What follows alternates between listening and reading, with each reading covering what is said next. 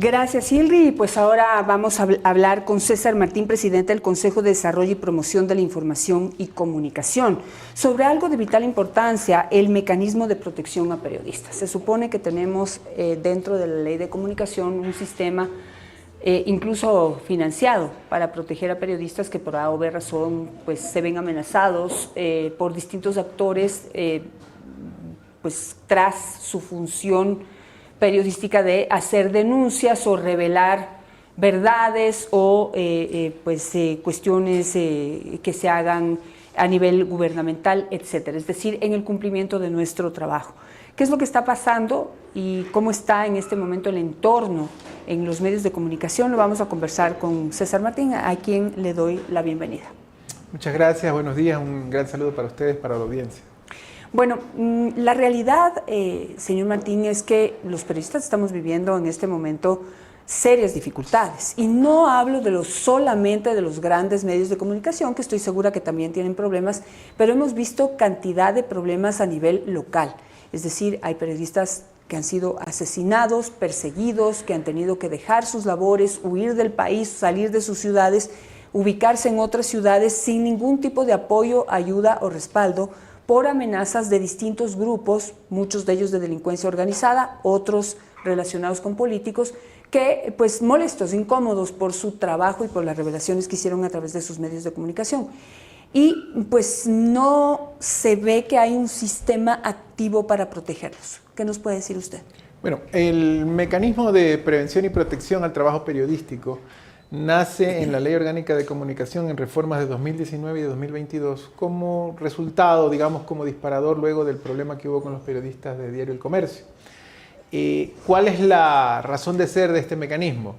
Es una instancia técnica asesora que está asociada o que forma parte del Consejo de Comunicación, que precisamente en su espíritu de tutelaje de derechos de protección, a través del Consejo, articula las acciones de protección de las distintas instituciones del Estado a través de sus diferentes acciones hacia los trabajadores de la comunicación. Ojo, no solo periodistas per se, sino también trabajadores audiovisuales, es decir, todos quienes conforman parte o se consideran trabajadores de la comunicación. ¿Cómo funciona?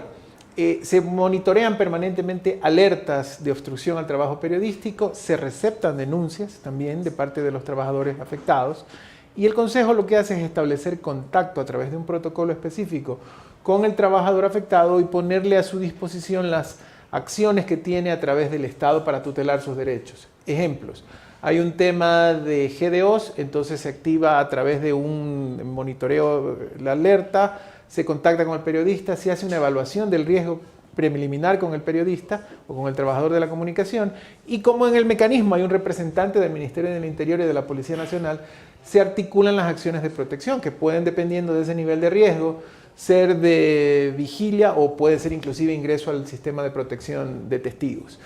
Este mecanismo viene funcionando desde el 2022, año de su creación en la ley. Sin embargo, para que haya un presupuesto específico establecido para esta instancia técnica asesora, hubo que esperar al accionamiento que hicimos nosotros ahora que asumimos la potestad o la dirección del Consejo en mayo del 2025, porque obviamente el Ministerio no puede acceder a financiamiento si no consta esta institución, aun cuando esté declarado en la ley, pero si no consta en un estatuto orgánico. Nosotros logramos en febrero de este año que el mecanismo ya forme parte de la estructura organizacional del Consejo como una instancia técnica asesora, y con eso hemos podido ya fomentar algunas acciones. Hasta ahora, ¿cómo ha venido funcionando el mecanismo? A través del presupuesto operativo del propio Consejo y de los presupuestos operativos de las instituciones que lo forman, Policía Nacional, Fiscalía, entre otras. Ahora tenemos ya y estamos trabajando en lo que se llama el Fondo de Protección, que es un fondo nuevo, adicional. La idea de este fondo es diferente, no es igual a un fondo operativo donde luego hay que justificar su cumplimiento, sino más bien es lo contrario. Este fondo es bueno si no lo usamos, ¿verdad? Porque serviría para reubicar periodistas o para proteger familiares. El MEF, el Ministerio de Economía y Finanzas, tiene algunos requisitos especiales, hemos hecho ya algunas mesas de trabajo, pero antes no lo podíamos hacer hasta que no hubiésemos logrado lo que ya hicimos en febrero, que forme parte de la institucionalidad. Algo muy importante que diferencia la acción del mecanismo y del Consejo. Es el Estado el único que tiene la competencia del tutelaje de derechos, en este caso de los trabajadores de la comunicación, pero también de quienes forman parte del sistema de comunicación, como es los medios y la ciudadanía. Es por eso que la idea de la implementación de este consejo es que los trabajadores afectados puedan acudir a esta instancia, al mecanismo, y que el mecanismo articule con las distintas instituciones de Estado la protección inmediata.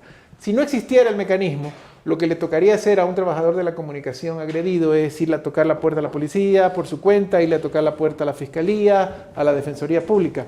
El mecanismo reúne y coordina las acciones con estas instituciones y siempre coordinado también con el trabajador de la comunicación. Es decir, ha habido casos donde el trabajador nos dice, ¿sabe qué? Esta parte, qué sé yo, la parte de Defensoría Pública no la voy a usar, voy a hacerlo en forma privada, lo de la policía sí. Cada caso se maneja de manera separada. Eso es como un overview, ¿verdad?, de lo que hacemos. Perfecto, entonces vamos a entrar en los detalles. Primero, usted me está hablando de un mecanismo que va a empezar a operar. Porque mire que tenemos ya, digamos, marzo de 2026, el hallazgo sin vida de Jorge Cuesta Castro en Guayaquil. Octubre de 2025, asesinato de Fernando Álvarez en Salitre. Y bueno, se habla también de las muertes ya de Javier Ortega, Paul Rivas y Efraín Segarra, que son los que disparan esta necesidad de tener un mecanismo de protección a periodistas. Pero estamos hablando de los muertos, los amenazados y los que han tenido que desplazarse por sus propios medios a otras ciudades o incluso a otros países, pues denuncian no tener ningún tipo de ayuda por parte del Estado.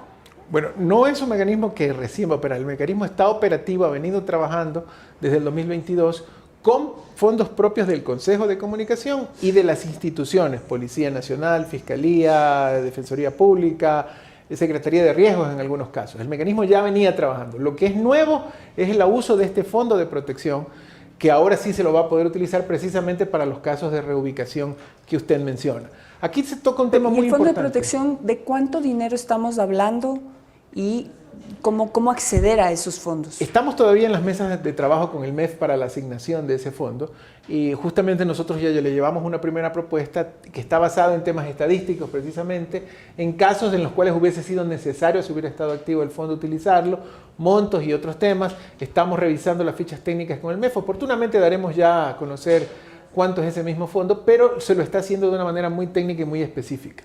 Ahora bien, yo considero... Este fondo es nuevo, el fondo es nuevo. Ya, porque dentro del mecanismo de protección de periodistas que se aprobó en el 2022 ya se tenía previsto que tiene que haber un fondo o tiene que haber unos recursos para poder proteger de verdad a los periodistas, es decir, para poder ayudarles a moverlos a otra parte, incluso convertirlos en testigos protegidos o, digamos, protegerlos de todos estos grupos que pueden estar amenazándolos, pero nunca, digamos, no había plata ahí. No se hizo accionamiento, ¿verdad? Algo muy importante que usted nota es que nosotros al asumir la administración del Consejo en mayo del año anterior, nos dimos cuenta exactamente de la situación que usted menciona e inmediatamente tuvimos la voluntad y el accionamiento obviamente político para poderlo hacer realidad. Lo primero era trabajar, vale la redundancia ahí, con el Ministerio del Trabajo para que el mecanismo aparezca en el estatuto, porque una regla básica del Ministerio de Economía y Finanzas es que no puede asignar recursos a una instancia que no aparece en ningún lado, que no está estatutariamente definida. Eso fue lo primero y ya lo logramos, ¿verdad? Efectivamente tuvo que pasar desde el 2022 al 2025 para lograr ese primer pasito. Ya lo logramos y ahora estamos trabajando en el segundo paso, que es el fondo de protección, que es el que faltaba. Pero quiero insistir en que el tema de la protección sí ha existido. Sin embargo, es verdad, el mecanismo había sido un mecanismo de papel hasta antes de este accionamiento. Claro, es que más allá porque el Consejo, digamos, de Comunicación sí levantaba unas alertas, sí, que es igual que lo que hace Fundamedios y otras organizaciones, pero sí, o sea, la alerta, digamos, hace público un caso en donde un periodista puede estar amenazado por uno u otro grupo, pero de ahí para adelante el periodista solito tiene que defenderse. O sea, la alerta pública es solamente un pedacito de lo que se determina que es un sistema de protección, no se pueden quedar ahí. Claro, a ver, hay algunas acciones que le voy a enumerar un poquito que sí se hacen ahorita, aun cuando todavía no está vigente el fondo. Por ejemplo, como decimos, hacemos primero el monitoreo de agresiones para levantar la alerta. Contactamos al trabajador de la comunicación tentativamente agredido. Se hace a través de un protocolo muy específico la evaluación técnica de la situación de riesgo y de ahí vienen los informes técnicos de agresiones. De ahí viene la parte importante que sí se hace, que yo sí le quisiera agregar un poquito más a lo que usted dice, que sí se viene haciendo, que es la articulación interinstitucional para implementar las medidas de protección, que no depende de este fondo adicional que estamos viendo. Por ejemplo, el tema de protección, no de reubicación, que ahí sí vendría a entrar el nuevo fondo, pero el tema de protección sí se ha venido activando. ¿Cómo se activa? ¿Cómo se pone en marcha? ¿Cómo opera? ¿Cómo opera este? Nosotros tenemos un representante del Ministerio del Interior e inmediatamente una vez que el informe técnico de agresión y de la situación de riesgo lo determina, a través de ese representante, el Ministerio de Interior puede, y se ha dado el caso de que han ingresado a personas al sistema de protección de testigos. Lo que no ha podido hacerse es la reubicación. Esa es la parte que sí vamos a conseguir con este fondo. De ahí hacemos nosotros los informes periódicos, los reportes y lo que es más importante, el seguimiento. O sea, aquí nunca cerramos un caso. Todos los casos de alerta, provengan de quien provengan y afecten a quien afecten, están documentados en el Consejo de Comunicación y en el mecanismo, y no se los cierra, se les hace el seguimiento. Por supuesto que necesitamos este fondo adicional para complementar la acción. Hay otro punto importante allí. Muchos de los trabajadores de la comunicación no conocen que existen estas acciones. El Consejo y su mecanismo han estado, yo no sé si usar la palabra dormidos o escondidos, ¿verdad?, del accionamiento. Y eso es una de las cosas que también hemos cambiado y hemos movido. ¿Y cómo está usted comunicando? Lo primero que haciendo que los periodistas se enteren de que tienen que acudir tienen que ir y denunciar ante el Consejo para poder ser protegidos. Ahí hay dos ámbitos. El primero, ¿cómo llegar? El primero es el tema de territorio, por ejemplo. Nosotros somos una institución nacional y habíamos estado centralizados acá en la provincia de Pichincha nada más. Nosotros como Pleno del Consejo de Comunicación tenemos unas reuniones mensuales obligatorias del Pleno y las hemos hecho en distintas ciudades del país desde el año pasado. Hemos estado, la verdad, que en bastantes provincias y ya pronto vamos a dar la vuelta completa. Pero no es solo que vaya el Pleno a reunirse allá, sino que allá llevamos acciones, capacitaciones. Una de las formas más importantes de prevenir las situaciones de ataque a periodistas es que los periodistas estén capacitados, que conozcan la ley. Llevamos cursos como inteligencia artificial en la comunicación, streaming y podcast, derechos, protecciones, entre otras cosas, y conversamos con los gremios locales. Otra cosa que impulsamos fue la renovación de los consejeros que no estaban completos, ¿verdad?, en el Consejo de Comunicación. Hoy por hoy, hace unos 3 meses, se posicionó como consejera ya la presidenta de la Federación Nacional de Periodistas, lo que para nosotros es muy importante porque nos ha permitido tener ese nexo directo con los gremios de periodistas y que conozcan las cosas. O sea, lo primero es esto también, visitar medios, conocer, que los periodistas sepan que tienen esta no ayuda, porque nosotros tutelamos derechos, sino este soporte estatal para ejercer sus acciones. Lo otro es el tema de la tecnología, ¿verdad? ¿Cómo se hacen las denuncias? Nosotros recientemente hemos anunciado el sistema integral de alertas, donde a través de nuestra página web, si me permite la voy a citar, www.consejodecomunicacion.gov.es, hay una pestañita allí para hacer la denuncia, para detectar la alerta y que nos llegue inmediatamente y poder accionar de forma directa. En los próximos días estamos también desarrollando aplicaciones de celular, obviamente de las líneas conocidas, para que los periodistas tengan esta ayuda a la mano. Entonces son dos cosas: la ayuda de la tecnología para que la alerta llegue temprano hacia nosotros, y dos, el hecho de que los trabajadores de la comunicación nos conozcan y sepan lo que se puede hacer. Recordemos, como le decía, que solamente el Estado es la única es el conjunto de instituciones que tienen la competencia de tutelar derechos para los trabajadores de la comunicación. Los gremios, las instituciones y fundaciones pueden ayudar, pueden colaborar con el dinero que levantan, pero quien tiene la responsabilidad del tutelaje de derecho es el Estado, y en este caso, para los efectos de comunicación, el Consejo a través del mecanismo de prevención y protección al trabajo periodístico. También otra cosa importante de resaltar es que nosotros ya como Consejo tenemos esta instancia que es el mecanismo, pero nosotros como Consejo de Comunicaciones somos quienes velamos por la sostenibilidad del sistema de comunicación y los derechos de quienes lo conforman. ¿Quiénes lo conforman? Los medios de comunicación, los trabajadores, pero también la sociedad, la ciudadanía que recibe la información. Ahí vienen otros temas como el derecho de réplica, el derecho de rectificación, que es un derecho ciudadano y que el Consejo también promueve su uso responsable cuando fuera necesario. Perfecto. ¿Cuántas alertas ha registrado usted, no sé, de los 2 años de gobierno? Bueno, tengo aquí el dato a la mano del 2026 hasta ahora. Tenemos nosotros 84 alertas establecidas, 57 específicamente dirigidas a trabajadores de la comunicación, 23 a medios. Tenemos que la mayoría de estas alertas se dan en la provincia de Pichincha, Guayas y Manabí. De allí las acciones específicas que nosotros hemos hecho como mecanismo y como Consejo de Comunicación. Hemos impuesto 2 denuncias a nombres de trabajadores de la comunicación en Fiscalía, 3 impulsos al proceso, 2 personas que han entrado al sistema de protección de testigos y de víctimas, 4 asistencias psicológicas, esto en el 2026, y tenemos números similares en proporción en lo que es en el 2025. ¿Y qué tipo de amenazas han tenido? Bueno, las alertas más comunes que se han tenido en el 25 y en el 26, voy a darle las estadísticas del 25, tuvimos 62 alertas de obstrucción al trabajo, esto es casos donde el periodista quiere ingresar a alguna institución o algo y no se le permite hacer su trabajo. Tenemos 26 alertas de hostigamiento a través de la justicia, cuando una institución demanda al periodista que lo esté investigando. ¿Institución? O algo por el estilo. Institución o persona natural, pero es a través de la justicia. ¿Y qué tipo de demandas cómo les demandan? Hemos visto de todos casos, por ejemplo, temas donde el periodista hace alguna investigación y se le demanda en función de, qué sé yo, de algún tipo de competencia o de algún tipo de, digamos, imparcialidad, ¿no? Hay distintos casos que hemos visto. En estos casos, por ejemplo, nosotros proponemos al trabajador de la comunicación la ayuda a través de la Defensoría Pública. 23 alertas de agresión física, 22 alertas de amenazas, 10 de agresión verbal, 7 de ciberacoso, 5 de ciberataque. Más bien en el 2026 tenemos que estar liderando el tema 16 amenazas de ciberataque, es decir, de agresión a medios a través de interrumpir o de irrumpir en sus bases de datos y en sus servicios digitales. Todo esto lo monitoreamos y todo esto lo trabajamos con el trabajador o los trabajadores de la comunicación.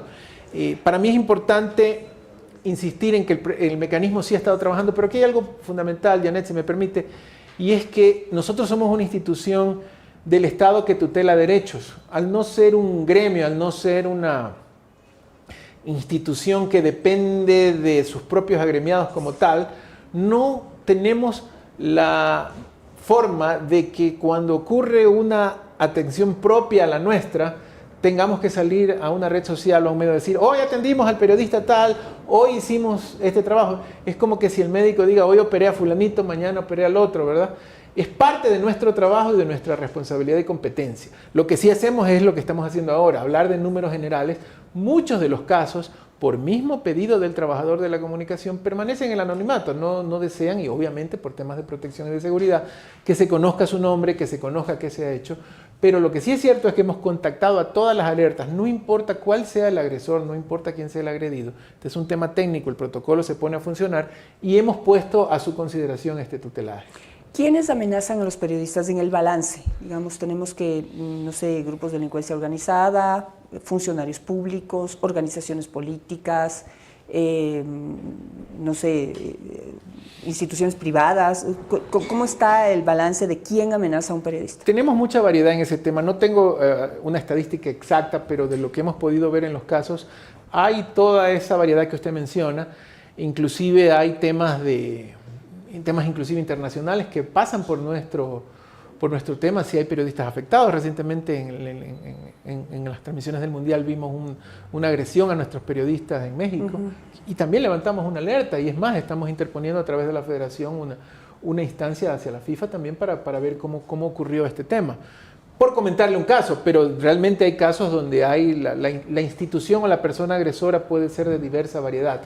Y algo muy importante, el Consejo de Comunicación no tiene competencias ni reguladoras ni sancionadoras. Esto fue retirado en las reformas de la ley del 2022. Recordemos que antes esta institución tenía otra orientación y otro accionamiento. Nosotros tenemos instancias acompañadoras y de exhorto del debido proceso. Ese es nuestro afán, nuestra forma de hacer. Cuando detectamos una irregularidad o una agresión de una institución, sea la que sea, nosotros lo que hacemos es una instancia, un exhorto, ya sea a la propia institución o a la institución que tenga la competencia en esa regulación. Lo digo esto porque hay casos que se han conocido, por ejemplo, supuestas agresiones de policía a trabajadores. La policía forma parte del Estado ecuatoriano. Entonces, ¿cuál es la posición nuestra allí?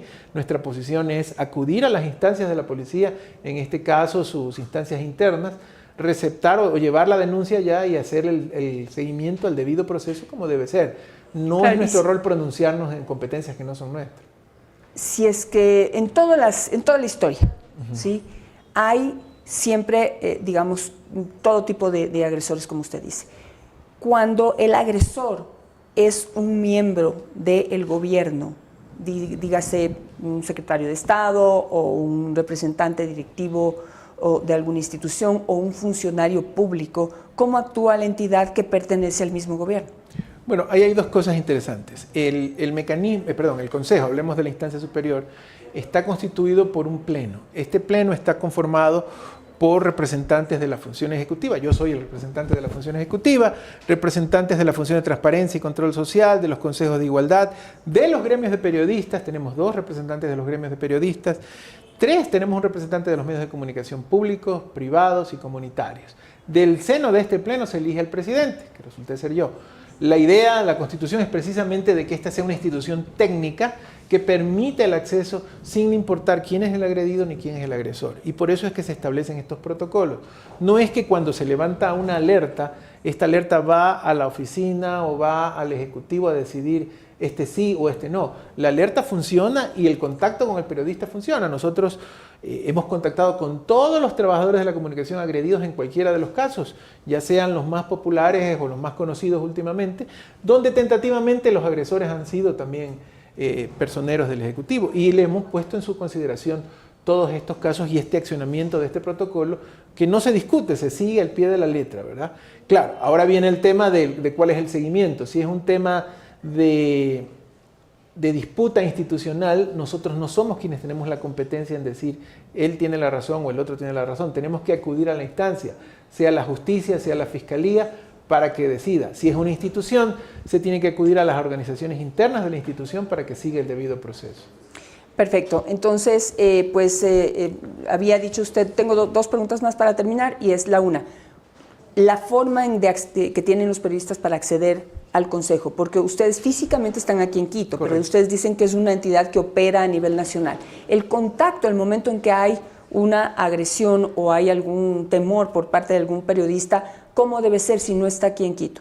Si el periodista está en alguna provincia o población distante a la capital. Sí, debe ser a través de nuestro sistema integral de alertas, que se puede acceder ahora, en este momento, a través de la página web www.consejodecomunicacion.gov.es. Próximamente vamos a lanzar una campaña importante y le vamos a pedir la ayuda y colaboración a los medios para el tema de las aplicaciones celulares.